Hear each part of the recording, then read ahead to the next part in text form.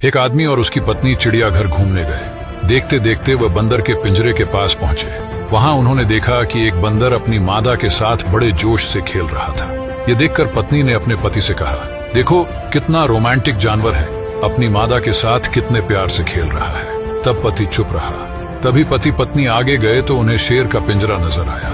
वहां उन्होंने देखा कि शेर और शेरनी दूर दूर बड़े आराम से बैठे थे।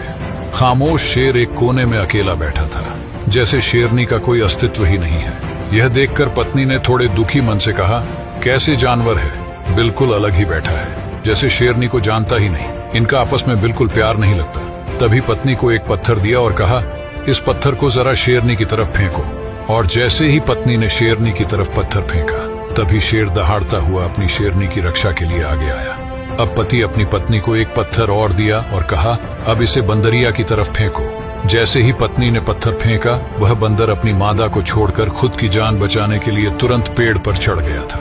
दोनों जानवरों को प्रतिक्रिया समझाते हुए पति ने अपनी पत्नी से कहा, बंदर की तरह झूठे और असंवेदनशील लोग अपने खोखलेपन को छिपाने के लिए अक्सर इस तरह के बाहरी दिखावे वाले रोमांस का ढोंग करते हैं। वहीं इसके विपरीत शेर की तरह लोग हैं जो दिखावे से दूर तनाव मुक्त होकर अपनी जिंदगी आराम से जी रहे हैं। और आज के समाज में हमारे आसपास बंदर ज्यादा है और शेर बहुत कम है।